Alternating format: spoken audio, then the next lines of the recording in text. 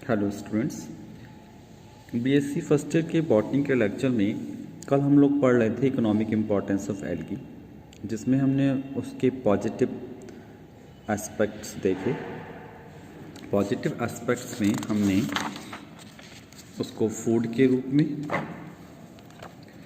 Fodder के रूप में, मत्स्य पालन में, reclamation of usar land and binding of soil particles के बारे में, यानी कि सॉइल इरोजन को रोकने में लाभदायक होते हैं। और इसके साथ साथ तो हम कुछ कॉमर्शियल प्रोडक्ट की बात की, जैसे अगार अगार था, कैरागिन था, एल्जिन था, एल्जिना डायमेट्राइज था।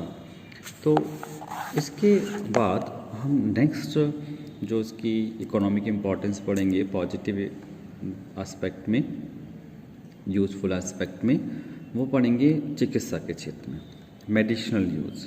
मेडिसिन्स के क्षेत्र में एल्गी किस प्रकार उपयोगी रहे और किस प्रकार उपयोगी रहते हैं। जैसे सबसे पहले जो एक एलेरिया नामक एल्गी थी, उसका प्रयोग इंटेस्टाइन को मजबूत करने तथा बीमारी के बाद भूख बढ़ाने के लिए किया था। एल्जीनेट का प्रयोग उनकी हीमोस्टेटिक नेचर के कारण फिकॉइडिन तथा सोडियम लेमिनिन सल्फेट का प्रयोग ब्लड एंटीकोगुलेंट के रूप में।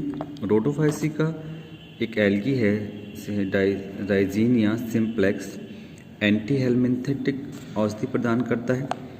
ऐसे ही जो अगार अगार का प्रयोग था, उसका उपयोग अपसोसी, एब्जॉर्बेंट तथा लिब्रिकेंटी के लिए किया, जिससे चिकित्सीय रूप से कब्ज को दूर करने में सहायता मिलती है। तो इसमें यदि हम देखें तो जैसे एक एंटीबायोटिक्स हमें प्राप्त होते हैं एल्गी से, तो एंटीबायोटिक्स जैसे क्लोरेलिन को क्लोरेला से प्राप्त किया जाता है। और ये सब जानते हैं कि जो एंटीबायोटिक हैं उनका जो इफ़ेक्ट होता है कोलिफॉर्म तथा संबंधित आदि के जीवाणु के लिए अधिक प्रभावी होते हैं।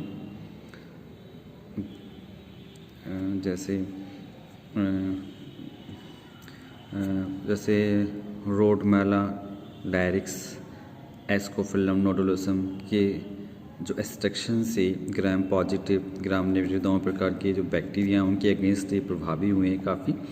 अनेक एल्गी जैसे हेलिड्राइस, पेल्वेसिया, लेमिनेरिया, पॉलीसाइफोनिया, निस्टीजिया तथा हिप्लोसाइफोन में प्रतिजैविक यानी कि एंटीबायोटिक तथा एंटीबैक्टीरियल प्रॉपर्टीज़ का पाया जाना रिपोर्ट किया गया है, जिसकी अभी और पुष्टि होने की आवश्यकता है।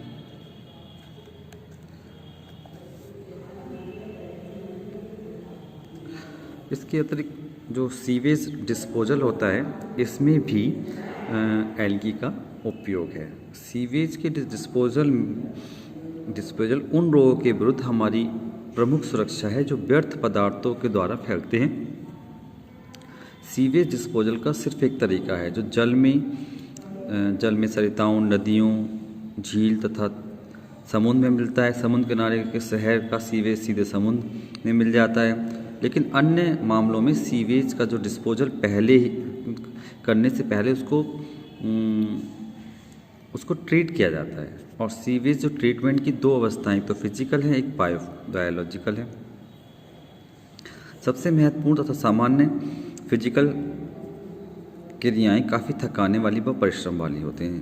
कि बायोलॉजिकल क्रियाएं जो होती हैं वो सिंपल और कम खर्चीली भी होती हैं, कम थकाने वाली भी होती हैं। सीवेज में ऑक्सीडेशन एल्गी और बैक्टीरिया द्वारा हो सकता है। यह एक जटिल सिम्बायोसिस का एग्जाम्पल है। जीवाणुओं के रेस्पायरेशन के लिए ऑक्सीजन एल्गी द्वारा प्राप्त होती है। बैक्टीरिया इस ऑक्सीजन से कार्बनिक पदार्थों का ऑक्सीडेशन करके उनको इनऑर्गेनिक पदार्थों में बदल देते हैं, जिससे एल्गी अपने प्रयोग में लाते हैं। सीवेज ट्रीटमेंट आवश्यक रूप से एक बायोकेमिकल ऑक्सीडेशन प्रोसेस है। ऑक्सीडेशन की जो मूल आवश्यकता होती है वो ऑक्सीजन होती है। तो ऑक्सीजन की प्रेजेंस में हम इसको शुद्धिकरण कर देते हैं। और जो आवश्यक ऑक्सीजन की जो मात्रा है किसी को सीवेज को वजन के द्वारा शुद्धिकरण की पर्टिकुलर, तो उसे हम बायोलॉजिकल ऑक्सीजन डिमांड कहते हैं, BOD कहते हैं। दूसरे शब्दों में हम कह सकते हैं कि यदि किसी ऑक्सीजन की आवश्यक मात्रा उपलब्ध हो तो सर्व उपस्थित बैक्टीरिया सीवेज के सिंपल जो कंपोनेंट्स हैं उनको जैसे जो कंपोनेंट्स हैं जैसे कॉम्प्लेक्स ऑर्गेनिक कंपाउंड को अमोनिया, कार्बन डाइऑक्साइड, जल जैसे सिंपल इनऑर्गेनिक कंपाउंड में बदल देते हैं, मतलब कंपाउंड को सिंपल इनऑर्गेनिक कंपाउंड में बदल देते हैं।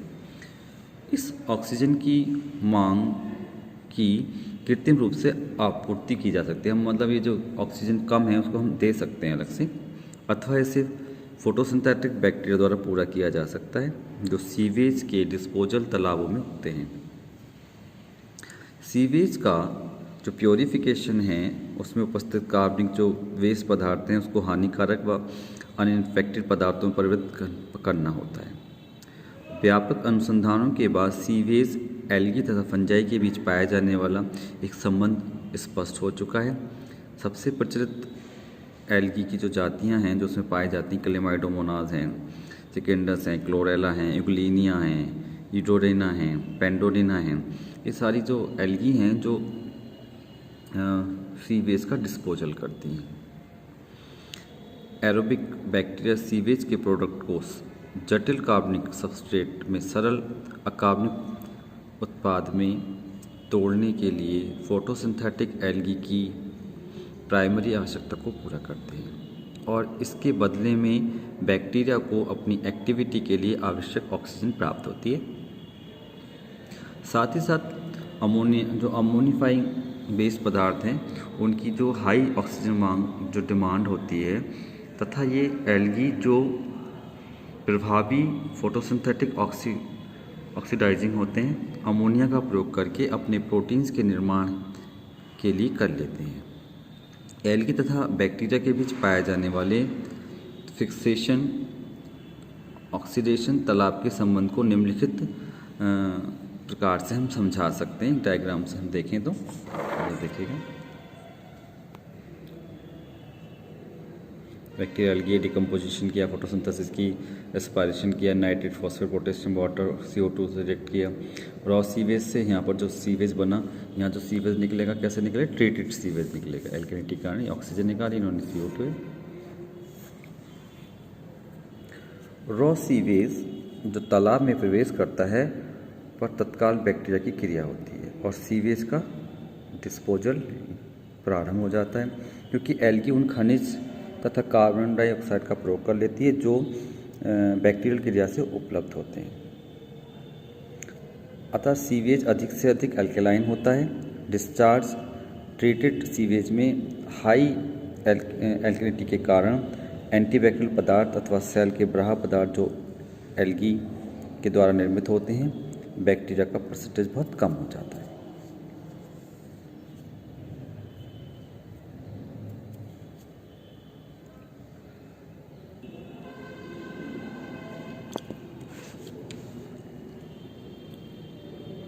इसी प्रकार से एक होता है फुनोरी जो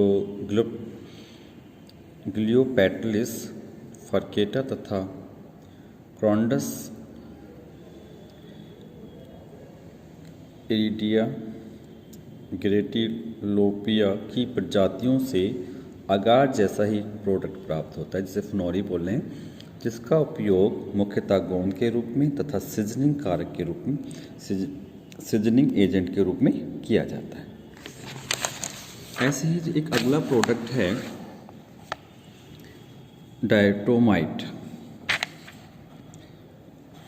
कुछ क्षेत्रों में डायटोमाइट के फॉसिल्स फॉर्म्स तथा बड़े बड़े डिपॉजिट्स में पाए गए जिन्हें डायटोमेसिस अर्थ अथवा कीसेल गुर कहा गया है। की जेल गुर कहा गया है।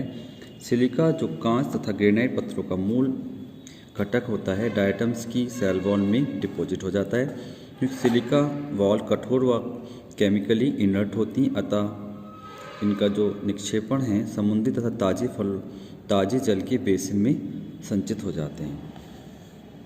फॉसिल जो मैराइन डायटम्स होते हैं 1200 फुट मोटे तक ज्ञात हैं, जिनकी मोटाई 1200 फीट हो। कभी कभी कीजेल गुड़ का प्रयोग डायमेटाइट्स के उपयोग निर्माण में नाइट्रोग्लिसरीन के एब्जॉर्बेंट के रूप में किया जाता है। आजकल इसको कठोर तथा रासायनिक रूप से इनर्ट नेचर के कारण कीजेल गुड़ का प्रयोग मुख्यतः इंसुलेशन तथा फिल्टरिंग एजेंट के रूप में तथा एब्रेसिव के रूप में, ब्रूइंग के रूप में किया जाता है। इसका जो व्यापक प्रयोग है वो तेल तथा अन्य द्रव्यों से रंगीन पदार्थों को अवशोषित करने में, साबुन में, शोधन में, क्लीनिंग पाउडर में के रूप में, धातु की पॉलिश में किया जाता है। इसी प्रकार जो ब्राउन एल्गी होती है उसकी जो बर्न्ट आस होती है, यानी कि जो जलाने के बाद जो भस्म बनती है, विशेष रूप से जो लेमिनेलिस ऑर्डर के जो मेंबर हैं उनके कैल्ब्स का प्रयोग खनिज जैसे सोडियम सल्फेट है, पोटेशियम क्लोराइड तथा पोटेशियम सल्फेट, आयोडीन तथा ब्रोमीन के निष्कर्षण में किया जाता है। इसका प्रयोग साबुत कांच की वस्तुओं तथा फिटकरी के निर्माण में सोडा के सोर्स के रूप में, मतलब सोडियम का एक मेन सोर्स के रूप में किया जाता है। तो इस प्रकार हमने इसके आज यूजफुल एस्पेक्ट पढ़े एल्गी की, जिसमें हमने बहुत सारी बातें टॉपिक के अंतर्गत इसको बात की, बहुत सारे पॉइंट्स के अंतर्गत इसको देखा। भोजन के रूप में, चारे के रूप में, मत्स्य पालन में, फर्टिलाइजर्स में और ऊसर लैंड को रिक्लेमराइज करने में, सॉइल इरोजन को रोकने में, कॉमर्शियल प्रोडक्ट बहुत सारे हमने सीखे कौन कौन से प्राप्त होते हैं। अगार अगार है, कैरागिन है, डाइटोमाइट्स है, और मेडिसिन के क्षेत्र में से एंटीबायोटिक्स प्राप्त होना है। सीवेज डिस्पोजल में इसका क्या उपयोग है, और अन्य प्रोडक्ट जैसे फोनोरी है, डाइटोमाइट्स है, और अन्य प्रोडक्ट जैसे इसकी आग से हमें बहुत सारी मिनरल्स प्राप्त होते हैं।